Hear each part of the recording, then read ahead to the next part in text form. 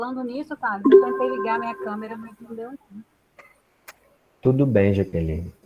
A gente vai levando assim, né? Porque a gente está tão distante, essa interação professor-estudante fica um pouco prejudicada, né? Com essas distâncias do virtual. Eu Deve não ser porque. tô. Ah, agora sim. Pois não, Jaqueline. Não, eu disse que eu fui tentar ligar a câmera e não deu. Não sei se foi travou aqui, não sei. Mas se eu conseguir, eu ligo. Tá, tudo certo. Ô, gente, então cumprimentar o pessoal que não pôde estar com a gente aqui na aula e tá vendo o nosso vídeo.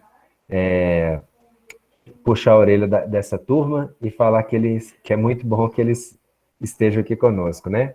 A gente já teve conversas maravilhosas, a Jaqueline trouxe algumas questões e a mim também, e eu estava falando desse desafio que é o nosso exercício, de trazer uma prática ticuna para dentro de um projeto de arquitetura ou design de interiores, que é mais do que a gente simplesmente trazer um objeto ticuna para dentro de casa, né? Então, qual foi o nosso desafio dessa semana? Dar um passo além da visualidade, porque quando a gente coloca um objeto simplesmente numa sala, a gente está lançando sobre ele um olhar estético, que é um olhar construído desde os primeiros museus. Então, há quase 200 anos atrás, desde a criação das primeiras exposições universais de Paris, que a gente vem educando o nosso olhar para ver obras de arte. E o que significa isso? É ver objetos para o deleite estético. Ou seja, você vai no museu só para experiência estética. Isso foi uma coisa que a civilização europeia criou para si, para as Américas, para a Oceania, para a África, para o Oriente todo, pelos processos de colonização. As outras culturas, nenhuma tinha essa invenção, que é você separar um espaço do cotidiano, separar ele das atividades cotidianas, para ter uma experiência estética. A sala de concerto é um exemplo disso. Você vai lá só para fruir, né? Para fruir uma obra de arte, ou seja, uma música. Antigamente, antes da invenção dos museus, onde que os músicos tocavam? Geralmente eram nos banquetes da corte, em que as pessoas eram servidas de comida e os músicos tocavam fazendo fundo, né? Ou seja, a arte convivia com outras atividades do cotidiano. Quando a sala de concerto foi inventada, ela separou a alimentação, a cozinha e tudo da a relação social separou isso para que você sente numa cadeira e simplesmente frua da música. Então, a sala de concerto é um exemplo que, assim como a galeria de arte dos museus, separam espaços destinados só para o deleite estético, para a experiência estética. Né? Aí, essa sociedade começa a produzir objetos cuja única finalidade é o deleite estético. Ela tem um fim em si mesma, é ser bela, né? Esse belo entre aspas. E é a partir daí que a gente constrói esse olhar estético. Então, o grande equívoco quando a gente trabalha em projetos de design de interiores ou disposições de arte, ou mesmo arquitetura, de decoração de ambientes, trabalhando com artes indígenas, é que a gente costuma criar situações em que se lance sobre ela esse olhar estético, que é um olhar construído em uma cultura específica para uma prática específica, uma prática eurocentrada, que não existe nas culturas indígenas. E aí a gente está aí criando uma confusão, porque a gente olha para um objeto que não foi feito para um fim específico, ou seja, o fim em si mesmo de ser belo para o olhar estético, para uma experiência estética em si mesma, e aí a gente acaba imaginando coisas que não existem naquele objeto, omitindo toda uma série de informações e questões conceituais que sustentam aquele objeto indígena, porque a gente está procurando nele coisas para as quais ele não foi criado, coisas que a gente deposita para os nossos objetos artísticos. mas que os povos indígenas não depositam outra coisa. E aí você tem um choque, né? Hiato. É sobre isso que a gente vai falar um pouco. E o exercício de vocês é uma proposta de dar um passo além desse olhar estético. Eu vou trazer um objeto do povo ticuna para esse projeto, mas eu vou não só trazer ele como visualidade, um objeto a ser apreciado em si mesmo. Eu vou trazer ele como um ente que representa uma prática, uma filosofia de vida, uma forma de lidar com o meio ambiente, uma forma de lidar com o entorno, com a coletividade, com a família. Eu vou trazer esse objeto representa entre os ticuna e tudo esse universo ticuna para esse projeto. Tá? Vamos para a apresentação, que eu acho que vai ficar mais claro. Todo mundo conseguiu ver ela, gente? Diga para mim.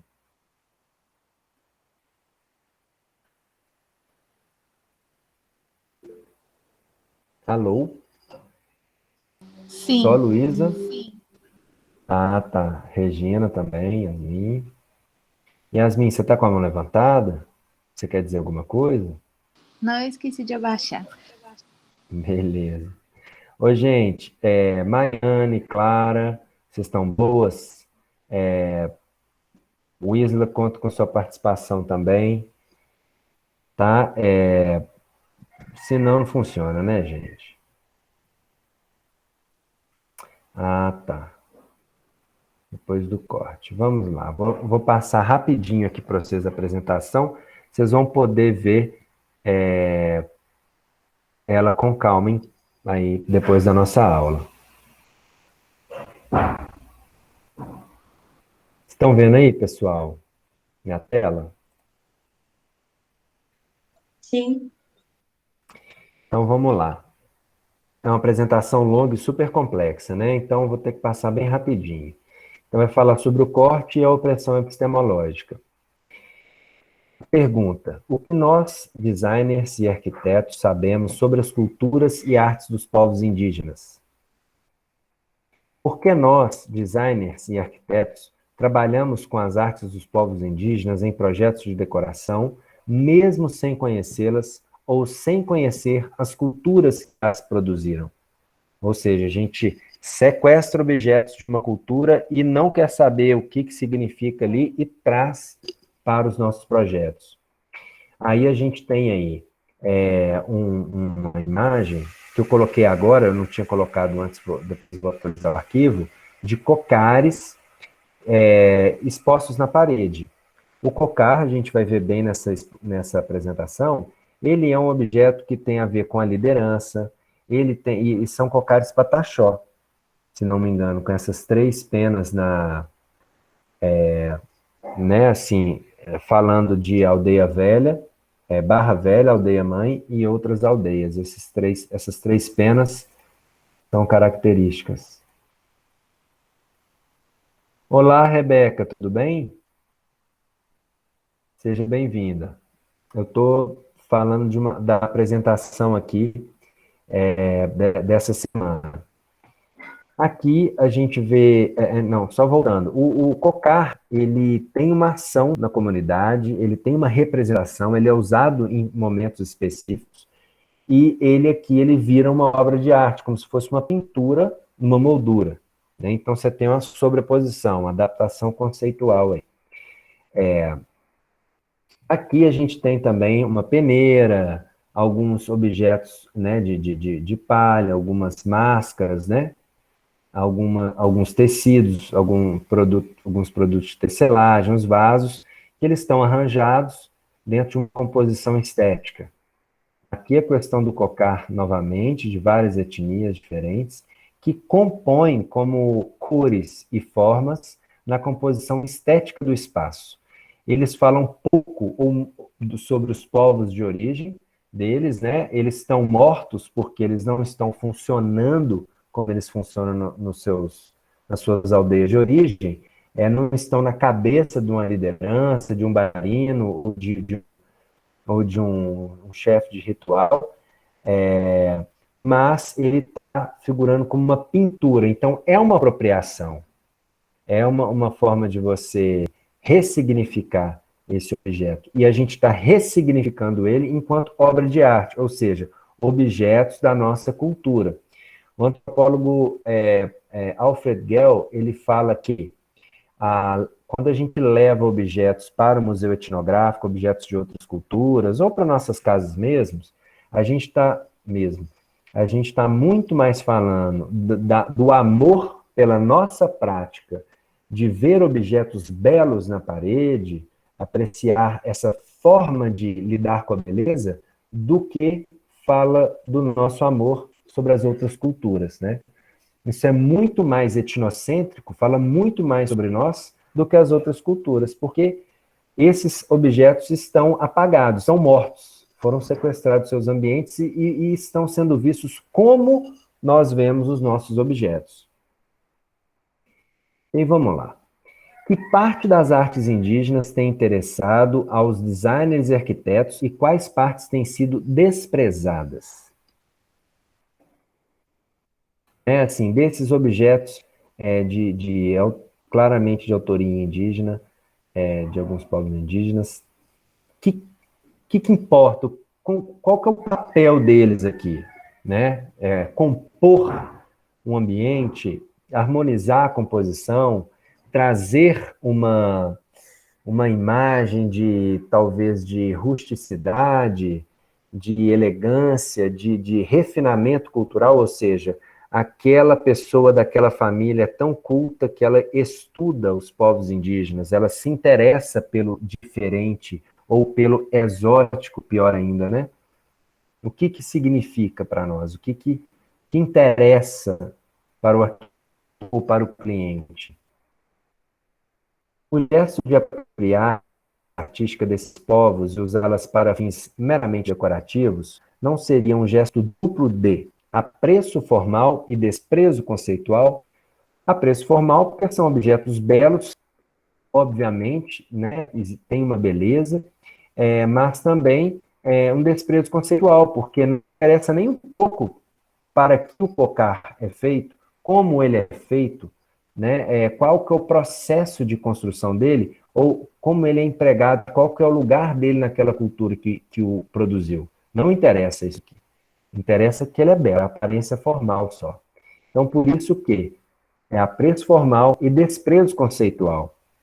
É o que sustenta, a inteligência que sustenta esse cocar. Então, aí tem a ideia do corte. Tem um conceito que me apresentou, Aristana Patachó, e eu estou apropriando livremente dele aqui. O corte. Parece que a cultura da arquitetura e do design de interiores opera um corte. Parte ao meio as artes indígenas. Separa a forma sensorial sensual dessas formas do arcabouço filosófico conceitual. Isso tem muito a ver, gente, como o brasileiro lida com os corpos indígenas também. Né? Por um lado, uma admiração pela beleza desses corpos nus, né? que é o estigma assim, da imagem do indígena genérico, belos corpos nus, e, por outro lado, o arcabouço filosófico conceitual, que é totalmente desprezado, porque as ciências indígenas nunca interessaram ao brasileiro. Né? As universidades brasileiras, só nos últimos 10 anos, depois de 400 anos, 300, elas resolveram se interessar pelas filosofias indígenas, pelas ciências indígenas, né? Então, é de se intrigar, né? Ou seja, esses homens e mulheres indígenas, o brasileiro não se interessa pela inteligência deles, mas aprecia a beleza de seus corpos. Essa relação, e logo, essa relação com os objetos deles também. E Aristana traz essa obra que você já conhece, que tem essa frase: o que é ser índio para você?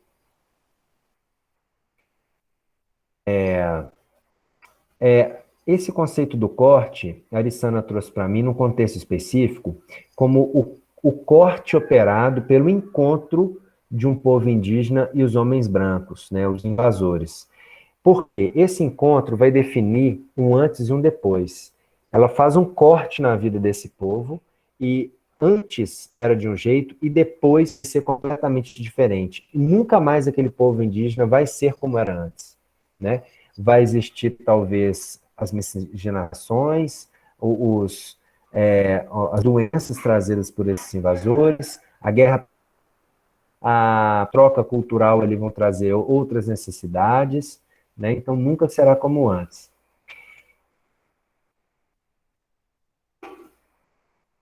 Aí é o corte e um contato, né, pessoal, que tem a ver com esse corte, esse contato, não acontece só quando esses povos encontram pela primeira vez com os homens brancos. Acontecem também quando um político defende que os indígenas devam deixar de ser índios para serem brasileiros, ou seja, abandonar suas culturas milenares para ter a cultura da sociedade nacional, né? Ouvir sertanejo, ver Big Brother, trabalhar assalariado, ganhar um salário mínimo, trabalhar 40 horas por dia, enfim, né? É um pouco isso. Só que isso acontece também, esse corte acontece quando o arquiteto designer insere uma peça artística indígena em uma população visando apenas a sua...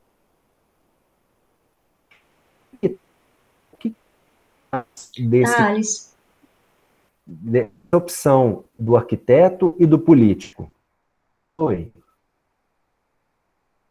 tá falhando um pouco. Ah, tá falhando? Eu vou tirar.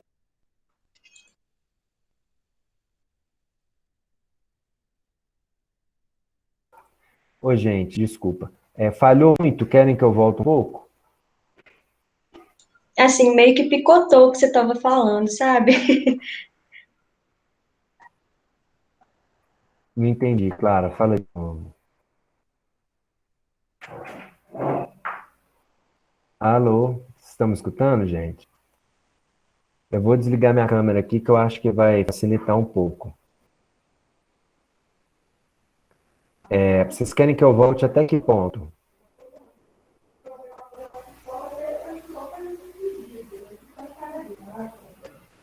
Alô? Você estava falando do corte, tá? Ah, tá. Agora eu tô te escutando. Talvez a minha internet dê uma caída. O corte, que ponto? O corte mesmo da faca da Ariçana? Não, você já tinha passado um pouquinho dele. Ah, tá. Então tá, vamos lá, vou voltar aqui. Existe tanto político que quer que os indígenas abandonem suas culturas para serem brasileiros, o arquiteto também que escolhe uma peça indígena para um projeto e não estuda esse povo e despreza, né, a inteligência desse povo, ambos estão baseados num desprezo pelas ciências, inteligências, tradições e visões de mundo de um povo indígena, né? Aí uma aquarela da Alessandra, que é muito bonita, que mostra, né, um embate entre a polícia, a tropa de choque e um pataxó. E é uma realidade, né? O Estado sempre em guerra com esses povos, quase sempre. E aí, como ultrapassar o corte no trabalho em arquitetura ou design? A opressão epistemológica vai trazer para a gente as primeiras armadilhas. O que eu chamo de opressão epistemológica, gente? Opressão vem muito da teoria do Paulo Freire, né? Da relação do oprimido com o opressor. A opressão epistemológica é quando a gente oprime uma ciência, uma forma de saber. O que é epistemologia? É como eu venho a saber o que sei, como eu aprendo o que eu sei, né? Quais são as formas de aprender, de saber e conhecer, né? Então, os povos indígenas têm uma epistemologia bem diferente das que a gente cultua na sociedade nacional, né? As epistemologias tradicionais indígenas são bem diferentes. Então, o que é uma opressão epistemológica? É quando se oprime uma epistemologia para fazer outra se sobrepor. Por exemplo, é o direcionamento do outro saber, ao ajustamento a padrões alheios.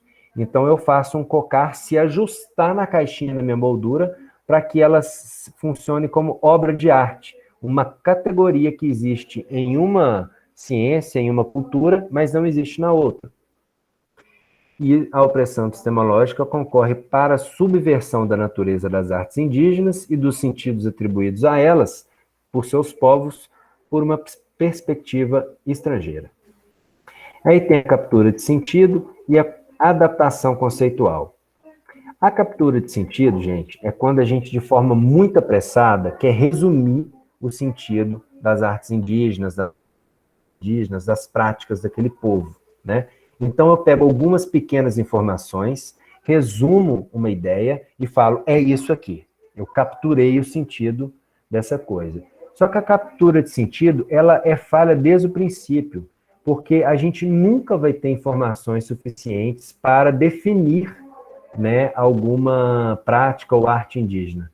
Por mais que um antropólogo possa viver 5 anos com aquele povo, ainda ele vai deixar a desejar para significar aquele povo.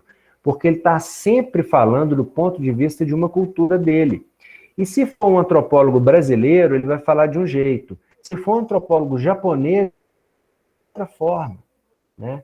Então, enfim, essa coisa da gente dominar o sentido, capturar o sentido de uma prática indígena é equivocada. E até porque são 305 povos, né? Aqui um exemplo para vocês, um site que eu não vou revelar o nome, porque eu não tenho nada contra as pessoas que criaram ele, mas, olha só, cerâmica indígena. Tem 4 frases resumindo o que é a cerâmica indígena dos povos brasileiros, no Brasil, né? Então, tem vários exemplos, né, de captura de sentido, vocês vão ver isso daí.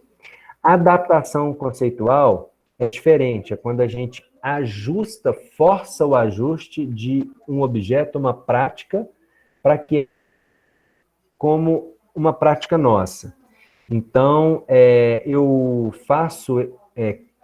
pego uma categoria de análise da nossa cultura eurocentrada e pego um objeto de outro povo, um povo indígena, por exemplo, e forço para que ele encaixe aqui, para que eu consiga traduzir ele mais fácil, para que eu consiga dar sentido para ele mais fácil. Só que eu estou dando o meu sentido para a coisa do outro, né? Porque a categoria de análise é minha. Um exemplo disso é colocar o cocar na vitrine do museu, né? E aí, essas 3 imagens dizem muito para a gente. Vamos lá. A maneira de colocar o cocar não diz da maneira como os povos indígenas veem os seus cocares ou apresentariam seus cocares para alguém, ou mostrariam para alguém. Diz da maneira como os europeus veem seus objetos. Isso tem a ver com o nosso primeiro texto, pessoal, né, que é o texto que vai falar das culturas materiais, a nossa cultura material, que está muito calcada em armazenar materiais e objetos que falem das nossas conquistas, dos traços da nossa civilização. Tá? E aqui está um museu, né, pessoal? Aqui um museu, uma obra de arte em ação, ou seja, ela está na parede, sendo iluminada, e ela está sendo vista, que está em pé diante dessa obra de arte, tendo uma espécie... E o museu, ele funciona assim, ele tem pessoas em pé, transitando pela tela e movimentando para Está outras falhando de formas. novo. Eles estão à procura de... Falhando de novo, gente? Tá. Voltou agora? Está falhando? Parece que sim. E quando você fala, às vezes vai cortando. Entendi, voltou, né? Voltou. Agora, Clara, tá legal? Tá sim. Voltou, né? Quando cortar, vocês me chamam, tá? Porque eu não tô vendo vocês. Mas vamos lá, olha a diferença, né? Esse ambiente, com esse modelo de atenção, e esse ambiente, né? Inserir cocares nesse ambiente é muito louco, porque no museu você tem uma expectativa do tipo de fenômeno que vai acontecer ali, quando você quando você está vendo, quando você entra no museu. Ou seja, vão ter obras de arte na parede, vão ter obras de arte no chão. Eu sei mais ou menos o que me espera no museu. Só que, e não é um cocar, não é uma dança, não é um ritual. E aí a pergunta, onde e como os cocares ganham vida entre seus povos de origem? Este cenário, essa motivação, essa movimentação performática não pode existir no museu. Aí eu quero trazer para vocês, pessoal, nesse momento, uma fala da Dayara Tucano.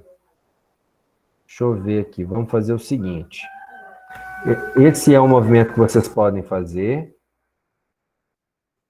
Jair Bel, Paula Berbert, aula 1. Vamos ver se a gente acha aqui de cara. Vídeos. Aula inaugural gratuita. É esse mesmo. Vamos ver se funciona aqui, gente. Eu passar essa fala do Dayara Tucano rapidinho para vocês.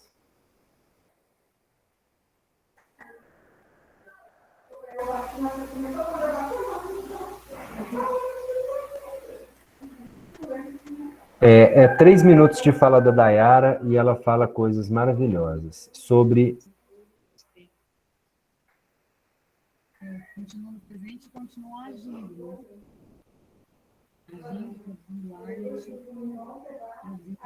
Vocês estão escutando? Não.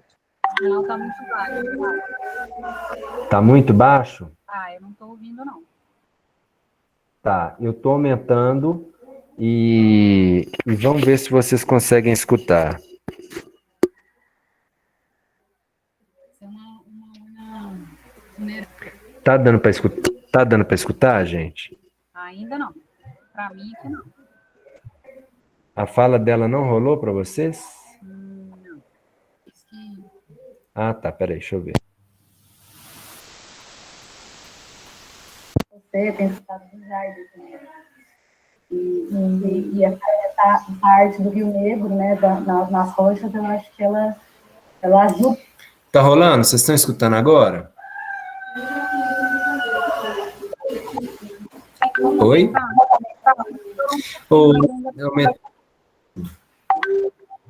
Aumentei o máximo. Não tá dando para escutar.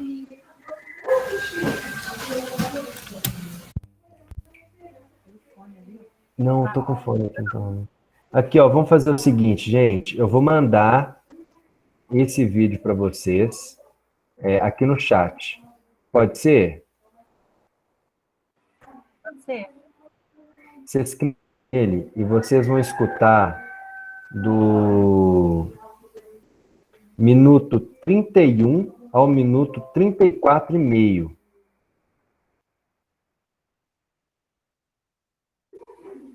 Todo mundo consegue acessar esse link no chat. Tem alguém que está no celular e não sabe como fazer isso?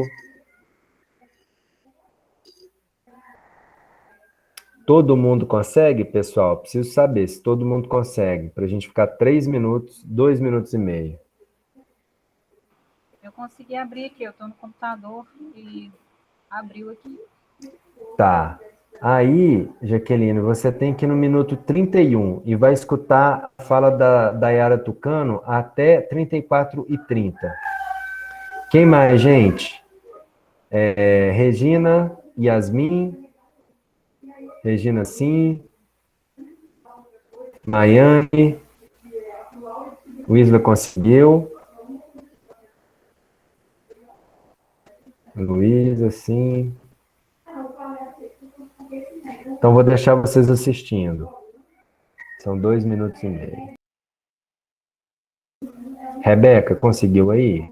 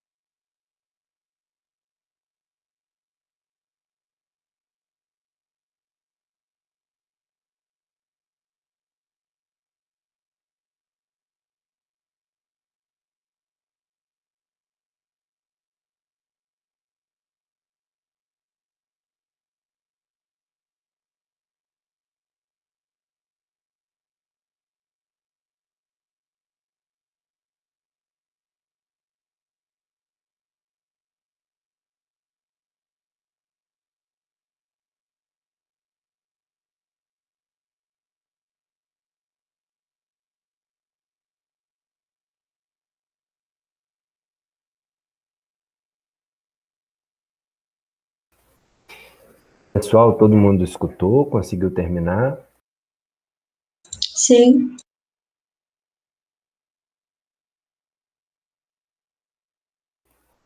Uai, show de bola, gente. A gente viu aí uma grande artista, uma grande intelectual, a Dayara Tucano. A Dayara, nesse episódio, ela tinha acabado de sair de Belo Horizonte, acompanhando o Jaider Isbel, que é um grande artista do povo Macuxi, que vieram para BH para fazer intervenções no Cura Arte, que é um maior festival do Brasil de arte pública no sentido de pinturas de grandes áreas, né, de grandes murais. E a Dayara veio, fez um mural maravilhoso, se não me engano, na Rua Amazonas. Vale a pena procurar, Cura Arte, Dayara Tucano. E o Jaider Isbel fez a instalação das serpentes que envolviam e protegiam o viaduto Santa Teresa. Então, acho que depois eles viajaram juntos e aí falaram nesse momento com a Paula Berbert, que é uma antropóloga, aí nesse curso do MAN, que é o Museu de Arte Moderna do Rio, ou de São Paulo. São Paulo.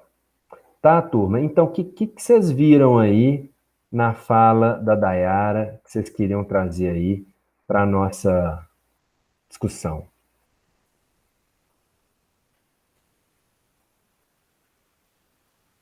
Que tem a ver, né? O que ela corrobora, né? Ela fala da arte marajoara, que foi sequestrada do seu local e levada para o museu, não é isso mesmo? O que isso remete a gente? O que isso fala para a nossa linha de raciocínio aqui? A Wisla escreveu a objetificação de algo para eles que era comum como um feto, um corpo, né? Que tirou todo o significado. Quem mais, gente?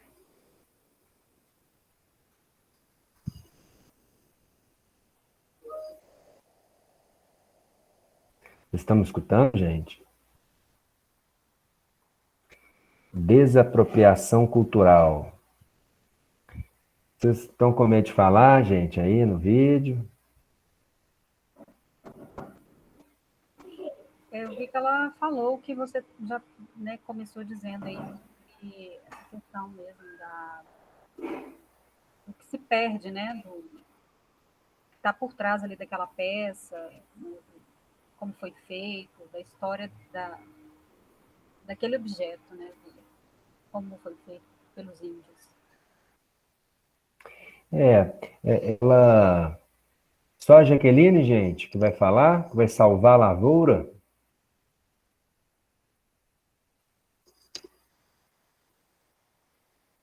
Regina, Maiane, Rebeca. Rebeca, quem chega hoje tem que falar alguma coisa, hein?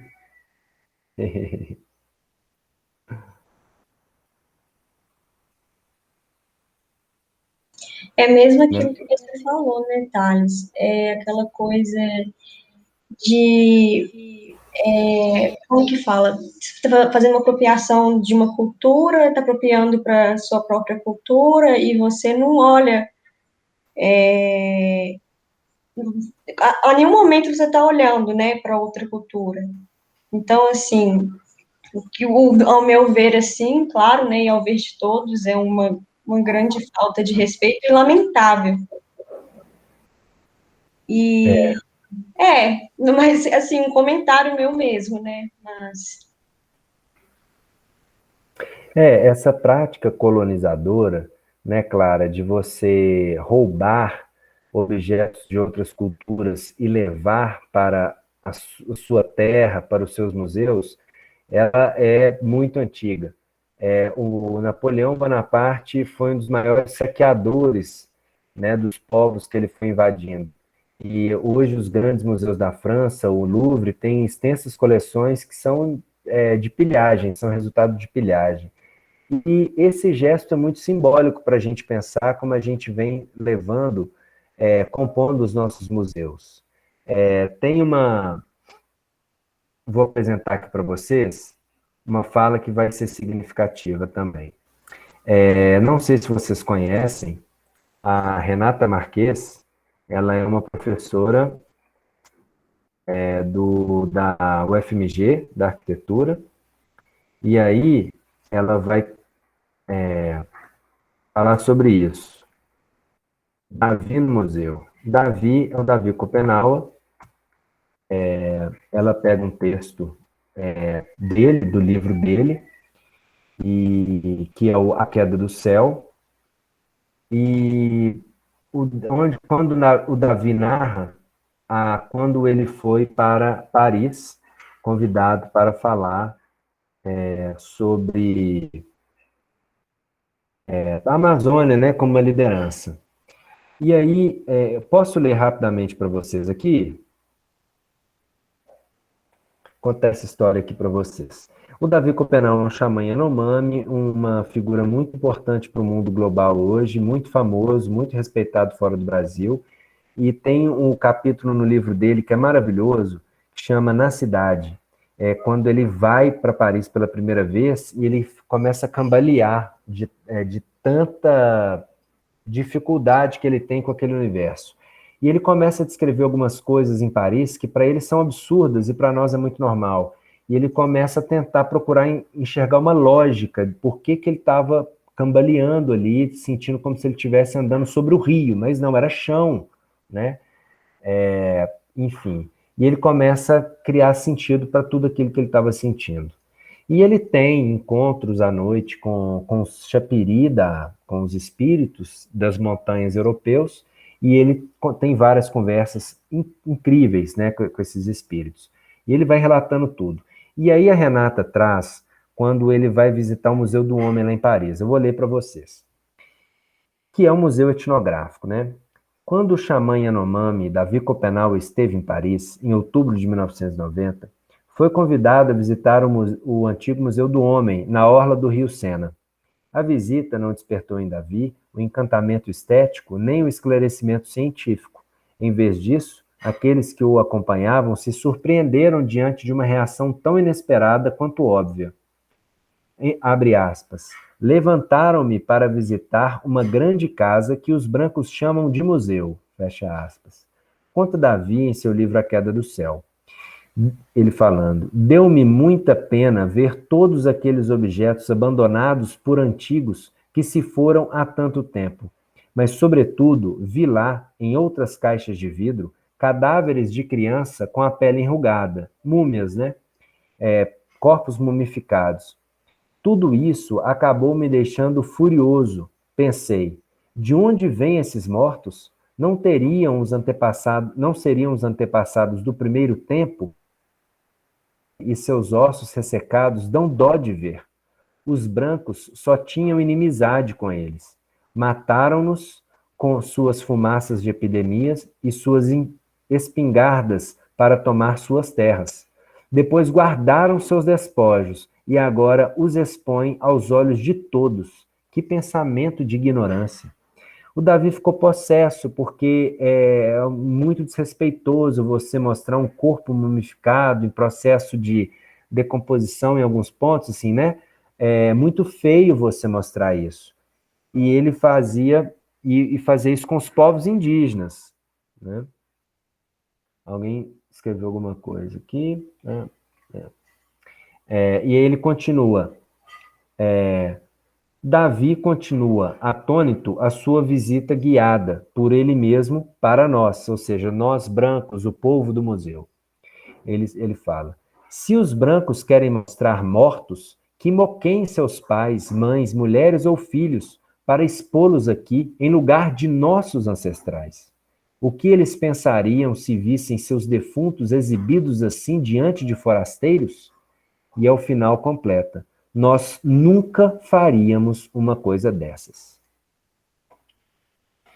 Eu acho, gente, que essa fala do Davi é interessante para a gente ver a nossa lógica de acumular objetos para serem vistos no museu. E o tanto que isso é sagrado para nós e o tanto que existe um desrespeito nisso, que a gente nunca pensa sobre isso, né? Então, você exibir corpos mumificados de outros povos, os povos indígenas, os primeiros povos, né?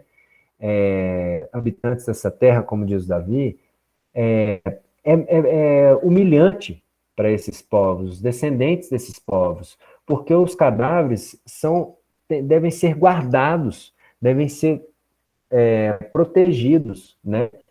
Estarem enterrados em suas terras natais, né? Então, o Davi se incomoda muito, achando isso um desrespeito muito grande, feito por um povo branco, que invadiu a terra desses povos, matou seus pais, seus descendentes, filhos, seus irmãos, e roubou as terras. Então, para ele ali, era mais um gesto de roubo, de escárnio, de violência, sabe? Isso é muito interessante para a gente pensar a nossa... Alguém levantou a mão, Yasmin. Ô, Thales, na verdade, seriam duas curiosidades que me ocorreram aqui, depois disso que você apresentou para a gente. Eu tive uma professora de história na Newton, e eu acredito que ela estava defendendo uma tese relacionada ao estudo indígena. E na época ela comentou com a gente que Portugal mantinha o maior acervo sobre a cultura indígena brasileira. Um acervo que não existe no nosso país e um acervo que existe lá. E, segundo ela, era um acervo gigantesco, peças, inclusive, guardadas. E, assim, ela falou com esse espanto, né? Essa questão de guardar esse acervo sem ter uma lógica, né? Porque foi retirado do local, né? Não tem mais aquele significado que teria no local de origem. E eu fiquei muito assustada com esse fato de que é um acervo que a gente não tem no nosso próprio país, assim, na época. E uma outra coisa que você comentou aí sobre Paris, o Museu do Louvre, ele não tem uma relação com os indígenas, essa curiosidade, mas o Museu do Louvre, ele tem, eu acredito que seja a maior coleção sobre os egípcios fora do Egito. É um acervo gigantesco que a grande maioria foi conseguida através de roubo, que ocorreram, sei lá, em 1800, 1900. E uma curiosidade é que no Egito está sendo construído um museu gigantesco. Entra nesse novo conceito de museu, um museu completamente aberto, e o Egito tem estudado a possibilidade de repatriação desses objetos que foram tirados de lá. Pois é, menino, legal isso que você trouxe aí, porque é essa a realidade, né? O tanto que a nossa cultura, as nossas instituições culturais estão impregnadas dessa nossa visão colonialista do mundo, nossa visão opressora, né? E a gente, sem perceber, reproduz isso na nossa prática profissional. Eu estou trazendo essa aula para a gente ver o quanto que a nossa prática de design de interiores, de arquitetos, elas reproduzem essas opressões. Então, a nossa ideia é criar alternativas, porque nos cursos de arquitetura a gente nunca parou para pensar isso. Será que a gente avança aqui? A gente já passou o tempo. A gente poderia ficar mais 8 minutos, gente? Ô, Thales, eu vou pedir licença, porque eu estou no serviço, eu vou ter que sair rapidinho aqui para uma reunião, e daqui a pouco começa a minha outra aula, mas eu prometo assistir o final desse vídeo quando você postar a gravação, tudo bem? Beleza, querida. E você olha os últimos 8 minutos. Ok, obrigada. Tá joia? Tá joia. Pessoal, eu pergunto para vocês, podemos ficar mais 8 minutinhos? Só para a gente encerrar a discussão? Sem problemas nenhum. Então tá, vamos lá rapidinho aqui, que eu não quero pegar o tempo de vocês. A proposta de caminhos mais ou menos seguro, porque não tem receita de bolo para isso, focar no conceitual, deslocar dessa coisa apenas a visualidade, né, de um enfeite de um ambiente, regido por um arquiteto dentro de uma lógica urbana, de organização do espaço e tudo, e procurar conhecer o sentido desse objeto indígena entre o povo que o concebeu, as práticas que o envolve e o lugar que ele ocupa naquela comunidade. Então, a ideia é se contaminar pelas práticas que esse objeto está atrelado, pelas filosofias que ele representa, contaminando o seu projeto dessa proposta. Tá? Aqui, um cesto pacará do povo ticuna, e aí, de que esse material é feito? Né? Qual a diferença em usar um cesto de plástico ou um cesto feito com talos de arumã tingidos com tinta avermelhada do cipó cumatê? É uma diferença bem grande, né? São outros fornecedores, outro tipo de economia. Você migra de uma indústria para uma artesania local, amazônica. Mas que tal substituir o balde de roupa suja de plástico por um cesto feito por fibras vegetais cultivadas e extraídas no local, na região? Quais são as plantas nativas do Cerrado Mineiro, da zona da Mata Mineira, da região de Santa Luzia, né? Será que a gente não pode direcionar esse trabalho?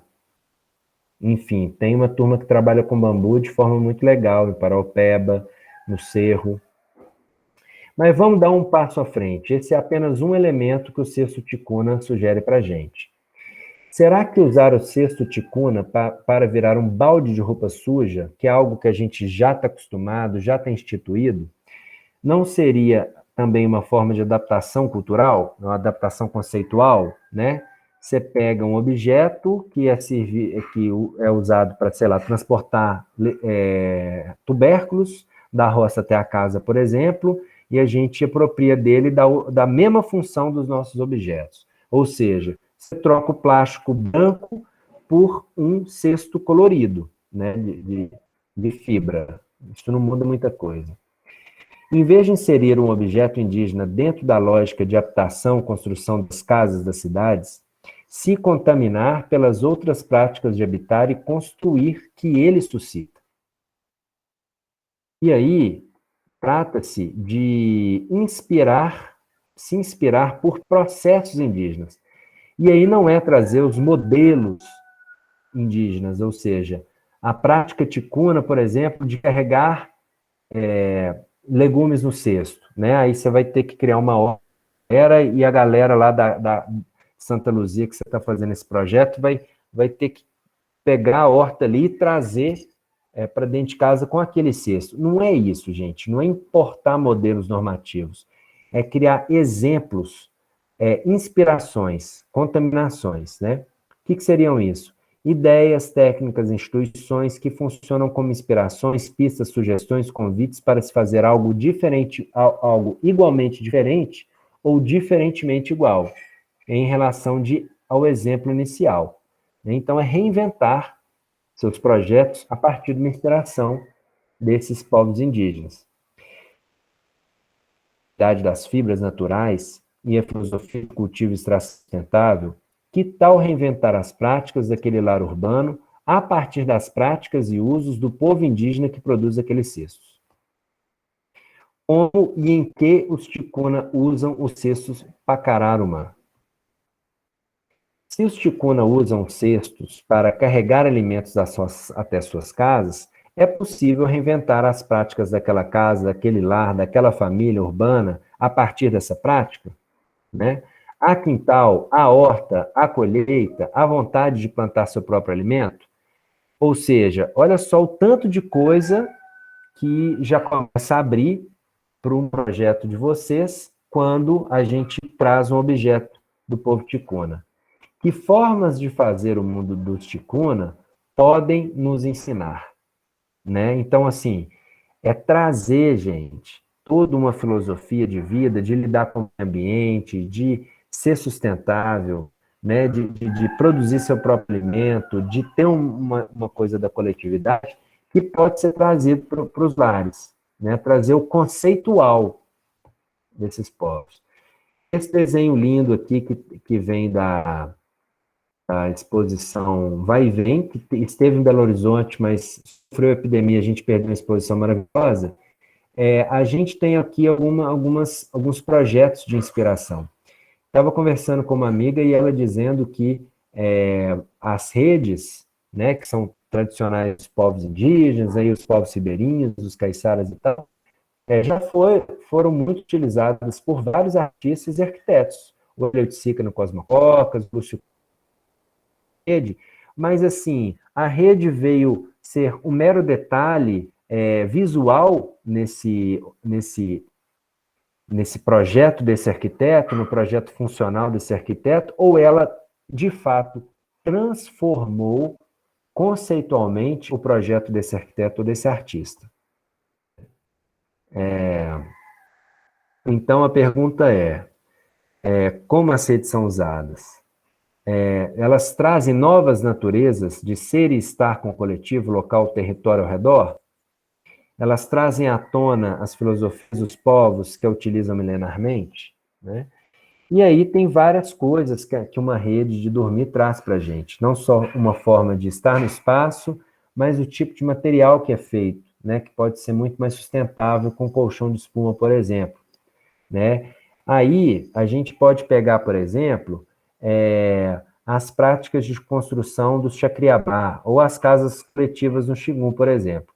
São casas que são feitas de material, vamos dizer, natural, sem um tratamento químico industrial, né, que são construídas, ou seja, plantas nativas, disponíveis na natureza, que são replantadas, ou seja, um processo sustentável, e que você constrói sua casa e resolve o seu problema de habitação, mas são casas que são mais orgânicas, elas estão sempre tendo que ser refeitas, tendo que ter uma manutenção. E entre os Chacriabá, por exemplo, as casas de barro, elas são tradicionais, elas são pintadas também. E essa pintura é lavada pelo tempo e ela tem que ser refeita. E existe quase um ritual em torno da família que mantém a sua casa, que faz a manutenção da sua casa, né? Os laços são fortalecidos, né? A questão do mais novo observar o mais velho fazendo. Tem até uma pergunta célebre quando, acho que a dona Libertina que veio aqui para dar uma oficina na UFMG, e tinha até uns estudantes de FMG também, da arquitetura. E o pessoal falou assim, poxa, mas a senhora não queria ter menos trabalho, não? Assim, ter uma casa que durasse 30 anos, em vez de você ter que refazer ela durante 5 anos, né, ter que manter ela, fazer uma reforma. Ela falou, Deus me livre, quando é que eu vou ensinar algumas coisas para os meus netos, para os meus filhos, né, ensinar sobre o barro, sobre o toar, sobre esses processos todos? São esses os momentos que eu passo a nossa tradição para eles. Então, são momentos muito especiais, né? Será que um projeto de design de interiores ou de arquitetura não poderia trazer esse aspecto da cultura Chacriabá, né, para a vida daquela família? Né? Essa apresentação, gente, traz para vocês. Né? E é isso. Tem aqui alguns links de coisas que vocês podem pegar aí. Acho que a gente passou. Ou foi certinho? Passamos 9 minutos. Pessoal, alguma dúvida? Alguma ideia? Eu tenho algumas, e ainda nem comecei o trabalho, né? Sim. Durante a fala, eu fiquei pensando uma questão. Primeiro que é interessante isso para a gente mudar mesmo o nosso olhar, né? Na hora de propor uma decoração, pensando em todas essas questões que você trouxe para a gente. Mas eu fiquei pensando quase que uma curiosidade. O que os índios pensam quando a gente utiliza, quando a gente faz isso, né? Especifica, por exemplo, na decoração, um cocar que está lá pendurado na parede, né? Se algum índio já pronunciou sobre isso, se eles se sentem desrespeitados, porque até então eu não vi nada em relação a isso. Posso estar, né, totalmente desatualizada, às vezes tem, mas em todas as aulas que a gente teve, inclusive, não só com você, mas com a professora Paula, deu materiais para a gente, sempre reforçou essa questão indígena, isso nunca foi falado, né? Se eles se pronunciam sobre isso. E eu até ontem assistindo o vídeo e vendo aquelas máscaras indo para o Museu de Paris, no momento que eles embalam e colocam lá para serem levadas, eu fiquei pensando nisso. O que eles pensam daquilo? Eles ficam orgulhosos? Se é vendido, eles recebem esse dinheiro? Né? Qual que é o pensamento e o sentimento deles em relação a isso? E por hora, eu acho que seria isso. Ô, Regina, antes de passar a fala para você, eu vou responder a Jaqueline, pode ser? Que ela trouxe questões tão profundas que eu posso esquecer aqui. Então tá. Jaqueline, quando a gente fala dos índios, esse termo ele é um pouco complexo porque ele ficou muito estigmatizado no Brasil, né? Índios era porque eles eram os portugueses acharam que eles eram da Índia, né? Então esse nome índio já nasce de um equívoco, classifica pessoas de coisas que eles não são. Então hoje a turma tem optado pelo termo indígena, né? E aí o que acontece? Qual é a posição dos indígenas perante essa apropriação cultural de seus objetos? Muita gente, são muitos contextos diferentes, são muitos povos diferentes e muitas artes diferentes, né? Eu acho que, de uma forma geral, por nós mesmos, a gente pode concluir que esses objetos são sequestrados, né? Porque os acervos dos nossos museus nasceram do sequestro. Então, o sequestro e museu é uma coisa que está inerente um ao outro, né? Então, a gente já pode, e quando a gente apropria e ressignifica o nosso bel prazer de forma muito petulante, a tal da presunção da cultura, né? Eu acho que é uma forma de desprezo pelos significados nativos. A universidade não sabe fazer isso até hoje, está aprendendo agora. Mas eu já vi algumas falas das pessoas falando sobre isso. O que eu acho mais grave é quando a gente cria um status de cultura para uma família, né? Isso a gente vê muito na Casa Cor, por exemplo, aqueles projetos super sofisticados, maravilhosos, que vão criar um status de cultura para aquela família. E, na verdade, o que está por trás daquilo é um genocídio, porque a gente não está valorizando a cultura da indígena, né? A gente está mantendo uma sociedade que pratica o genocídio indígena até hoje, e quando a gente utiliza um objeto, a gente está cometendo indígena dentro da nossa sala só para decorar, a gente está cometendo um epistemicídio, porque a gente não está valorizando as inteligências que fizeram aquele objeto, a gente sempre sequestra e coloca porque é bonitinho, porque combina com o sofá, e é uma forma de apagar a voz desses povos, ou seja, de engrossar a fila do apagamento das vozes dos povos indígenas nos cotidianos das cidades. Por outro lado, a questão não é tão simples assim, porque os Baniwa, por exemplo, têm feito acordos com a Tokstok e têm fornecido cestos a preços interessantes para eles, de forma que existe uma produção sustentável, em larga escala, de cestos de fibra vegetal, que vem da região amazônica, que é vendida para São Paulo por meio da Tokstok, né, que é uma empresa que vocês conhecem bem. É legal para a Tokstok, é legal para o paulista que tem uma coisa dentro de casa, que é bonita, interessante, gera um status para ele de culto, e é muito interessante para os Baniwa, sabe? E acontece que os Baniwa precisam de grana, porque a sociedade nacional chegou tão próxima e destruiu tanto as terras deles, que pode ser que alguma espécie vegetal que curava tal doença não exista mais, tenha sido extinta. Então, aquela casca daquela árvore não existe mais, tem que ser substituída por algum outro remédio.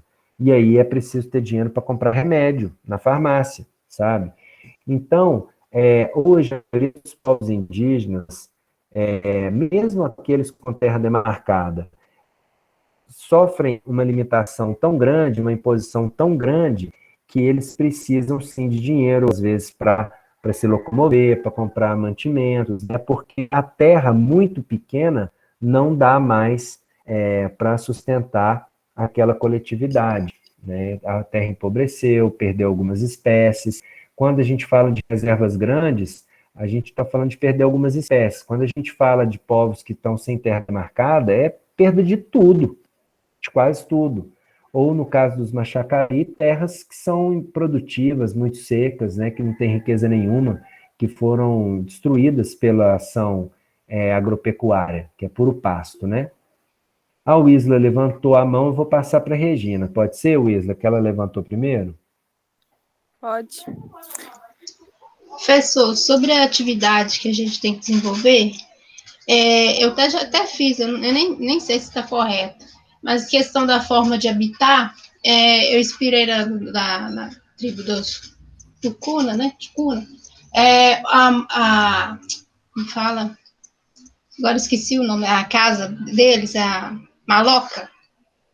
Aí eu fiz tipo uma inspiração para o projeto, para essa família, um ambiente como uma maloca, que é um lugar que eles vão reunir, espaço de lazer, coloquei os objetos como os utiliza nessa maloca, com a rede.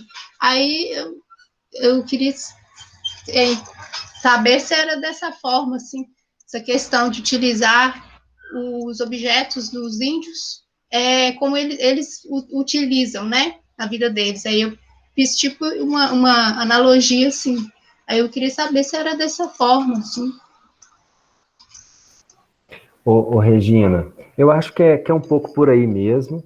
É importante que você saiba bem, assim, né, o nome da etnia que você está trabalhando, o nome dos objetos, o nome da maloca, se é maloca mesmo, ou se eles chamam de outra coisa, porque demonstra um respeito, né, inclusive um interesse por conhecer essas culturas.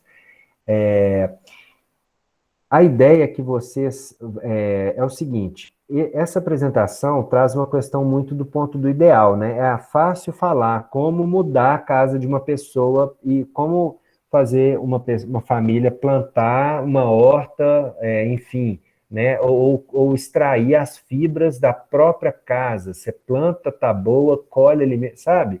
São questões que são, às vezes, difíceis, são longe da realidade. A ideia do exercício é vocês aproximarem dessa realidade com propostas inovadoras. Pode ser que sim, você vai trabalhando com uma família Tilelê e ela vai querer colher a taboa lá do quintal da casa dela, né? Pode ser uma professora de paisagismo lá do IFMG, enfim, né?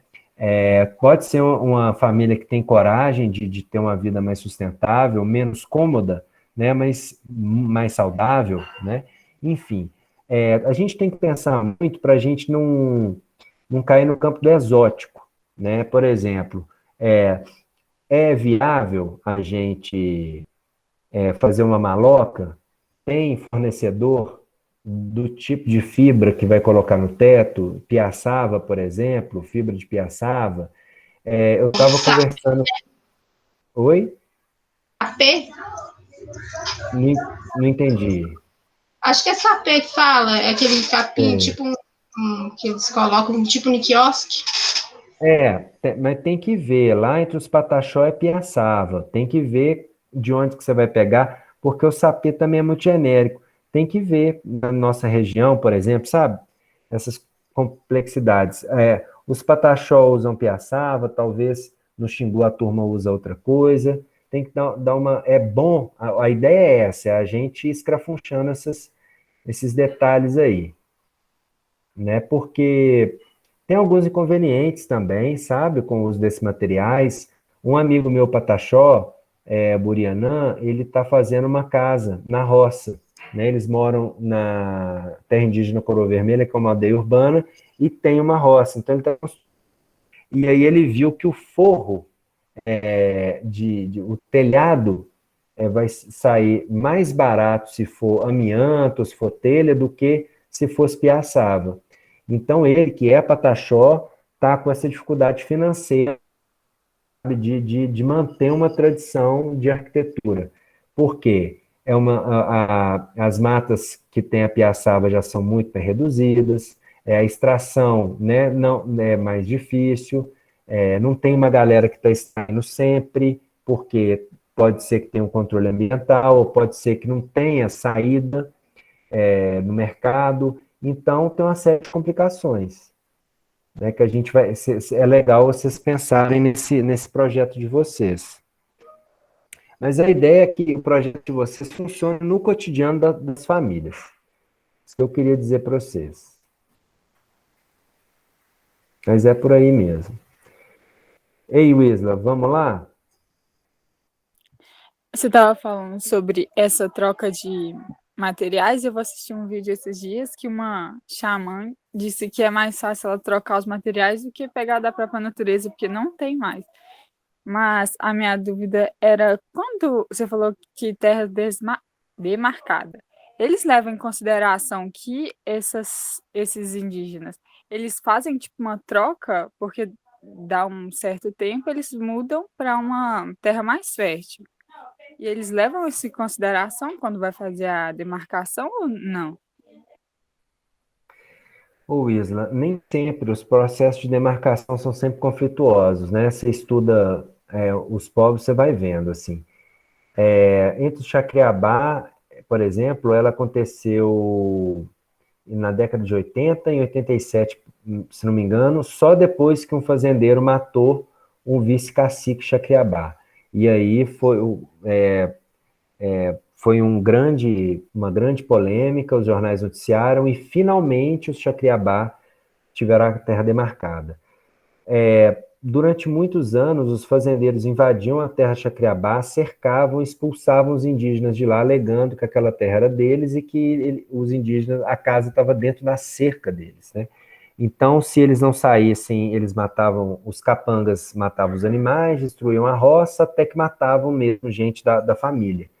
Então, era preciso fugir. E a terra de Chacriabá, então, a extensão que aqueles indígenas ocupavam, foi diminuindo, foi diminuindo. Só que os Chacriabá, eles têm um registro que a coroa autorizou, demarcou, entre aspas, porque essa ideia de demarcação surge só depois da Constituição de 88, Constituição Federal, mas essa demarcação, ele tipo assim, deu a terra, falou, reconheceu que a terra tal, da extensão tal, era Chacriabá. Só que quando a demarcação da FUNAI em 87 aconteceu, ela demarcou apenas 1/3 do território Chacriabá original, aquele mesmo que a coroa reconheceu, né? Ou seja, eles perderam acesso ao rio São Francisco, que era fundamental para eles. Então, ali é uma terra que cada vez seca cada vez mais, porque tem muita fazenda, muita devastação e muito pasto. Então, essas atividades aí fazem com que Januária, aquela região, seja muito seca e com a temperatura muito elevada, chova cada vez menos, né?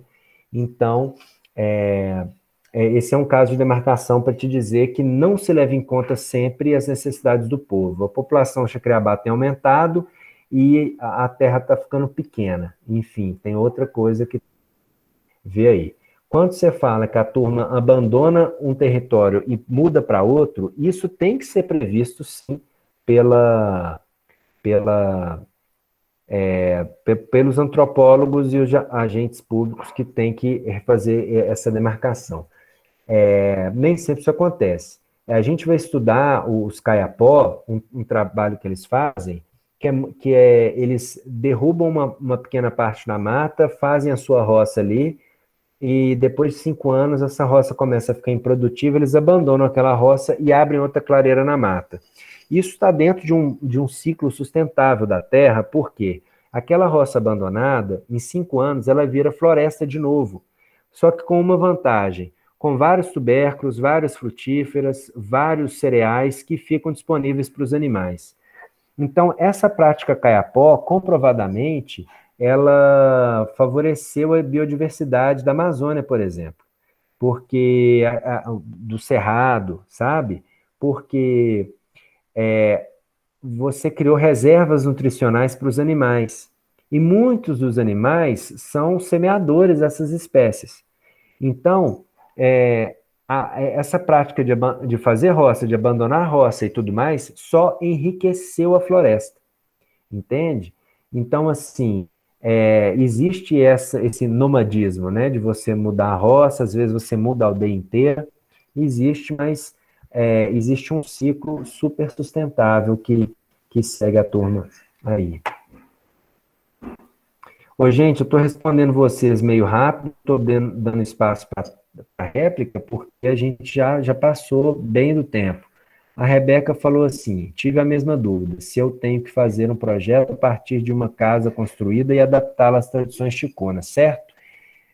Não é bem isso, Rebeca, é o seguinte, é uma casa já construída, pode ser de qualquer forma que você vai decidir, e você vai fazer uma intervenção arquitetônica ou de design de interiores nela para adaptá-la a uma nova forma de viver a vida dessa família urbana. E essa nova forma de viver a vida vai estar inspirada nas tradições ticunas. Você entendeu? Né? Beleza, turma? Alguma dúvida a mais? Thales, Sim. anotando aqui o que você falou, então, no meu caso, eu vou precisar ver essa questão dos ticunas, que você até postou lá, né, para a gente acessar. Eu não fiz isso ainda. E certamente eu terei mais dúvidas, como eu falei, até anotei mais umas aqui, mas como o tempo já passou bastante, eu queria saber se daria, então, para tirar essa dúvida com você depois. E eu precisava te perguntar uma coisa fora do trabalho, que é sobre as datas das aulas. Pode ser? Sim, eu coloquei, Jaqueline, o PDF lá no início da disciplina, logo abaixo de avisos, tem o plano de ensino, com todas as datas dos trabalhos, das aulas, do que a gente vai trabalhar, os assuntos. Você chegou a Sim, ver? sim, eu vi e anotei algumas datas aqui. E a minha dúvida é a seguinte: eu vi que tem umas pausas. Eu queria saber se essas pausas são em relação às pausas dos blocos, né? Porque as aulas são divididas por bloco 1 e bloco Isso, 2. Se eu não me engano, as nossas é aulas isso mesmo. são depois. Eu queria saber se essas pausas é referente a isso, as pausas dos blocos. Sim, exatamente. A gente está organizado nos blocos mesmo. Então, por isso que tem essas pausas. A gente fica 15 dias sem se ver e volta a se encontrar. Ah, sim, entendi. Tranquilo, então. Beleza, turma? Na semana que vem, a semana 6 e 7, ela tem um ritmo um pouco diferente, vai ser uma carga horária menor, tá bom?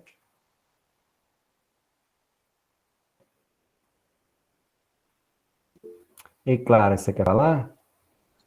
Sim, na verdade é porque ainda não me incluíram no Moodle, né? Eu estou matriculada, mas no ambiente virtual ainda não. Então, assim, igual a primeira atividade que você postou, eu já fiz ela, só que eu não tive onde postar, né? Eu queria saber se eu podia te enviar por e-mail. Não, Carla, me envia só pelo ambiente mesmo, porque tem que ficar registrado o que você fez ali, sabe?